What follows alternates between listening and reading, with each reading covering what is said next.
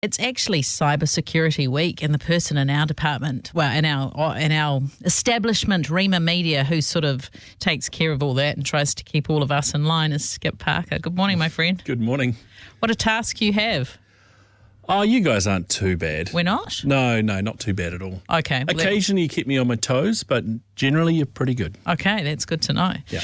So, I mean, you've been working in IT and all that sort of thing for quite a while now. You're saying I'm old? Well, you're younger than me, so I can say anything. Yeah, I've been around the traps. We can say that for sure. Yeah, but just in terms of the things that you have to deal with now in terms of IT security, it's leveled up, hasn't it? It does, yeah. It does feel a little bit daunting, and there's things that are changing all the time.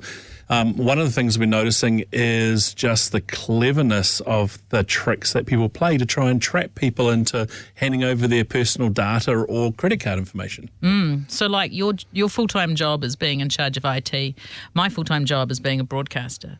These people's full-time job is to catch us out. Is that right? Pretty much. And they're really clever at it because they will do things like we've seen recently in the last week or so where they will try and mimic local favourites like PB Tech, for example. Yeah, tell us about that one. That's scary. It's somewhere I shop. Yeah, so we've seen an email come out to a lot of people from PB Tech, or it looks like it's coming from PB Tech, and it says, hey, there's a survey you can do, and by doing the survey, we'll give you a free gift. And the gift's about $1,000. I know, right? So immediately you're thinking, oh, I want a piece of that $1,000 gift, thank you. But that does sound too good to be true, right? $1,000. I know, but when you're kind of, you've had it, I mean, this time of the year, everyone's down and it's like, hey, something nice to celebrate, let's click on it. You're not thinking, oh, it's a scammer. And so you click on it and then you get faced with the PB Tech website and you're like, well, this looks legit. Right. Everything looks fine. All they're asking is for me to pay the courier fee of $3. So I'm like, $3, I get a $1,000 gift. So I click yes and I fill out the credit card detail. Oh, my. And they take slightly more than $3 and you've lost your credit card details and, yeah. And you have to close down your credit card quickly. Oh, yeah. And then there's all that hassle of going to the bank, getting it cancelled, stuff reversed and all that jazz. Yep. Do you know, I nearly got caught up by one recently because I have my own Facebook page, but then I manage some other pages of other things. And this thing came up and it looked really legit. And it was telling me, you know, your page is going to get closed down. It looked like it was Meta. And I started to put in my information, right, my name.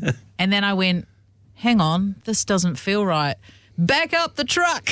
And I got out of there. And then I found it was some sort of page that was imitating Meta, and I blocked it and reported it. But I was just like, these things can easily happen. I think that I'm quite savvy with that kind of thing, but we can all get caught out, right? Yeah, so the two things they're really trying to target is the option for you to be able to get something for free, so everyone wants something for free. And then the other thing they do is they kind of create this sense of urgency. If you don't do something now, you're going to lose this or you're going to lose that. So you start to get into that panic kind of mode. Yeah. And that's the thing you need to do is just pause and go, hang on, is this actually legit? Yeah. That's the one question you should ask for all emails, even ones from your boss. Yeah. True.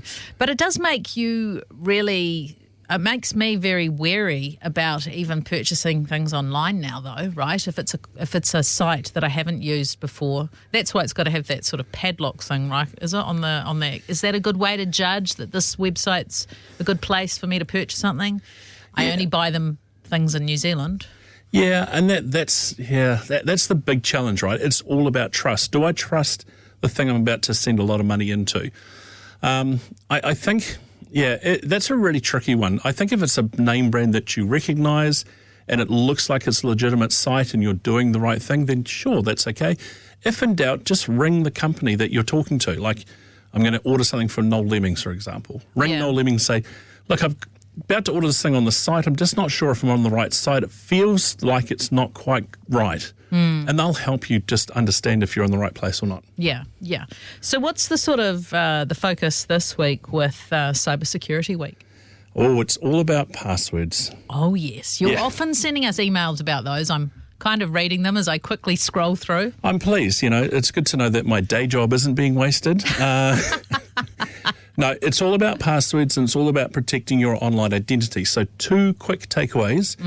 Don't use the same password for everything, because if you lose that password, then scammers will use it in all the things they can find out about you. So they'll try and get into your bank, and they'll try and get into, I don't know, social media and all that sort of stuff. So they're just trying their luck. They might crack into my Facebook account and go, they got the password, and they think, oh, well, let's just try it. And it's like, oh, she was dumb enough. She used the same one. Yes. And they catch me out. They absolutely do that. Yep.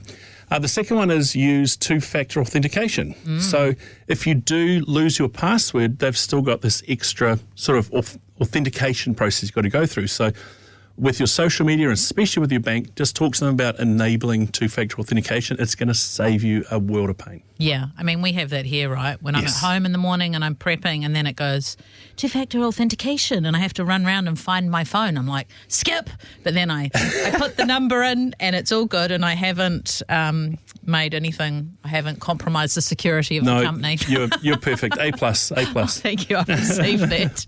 Hey, good things to be aware of on Cybersecurity Week. Skip Parker, thanks for your time today. No worries. Hey, thanks for joining us today. Make sure that you like, subscribe, and turn on your notifications so you can catch all our interviews on Star. See you next time.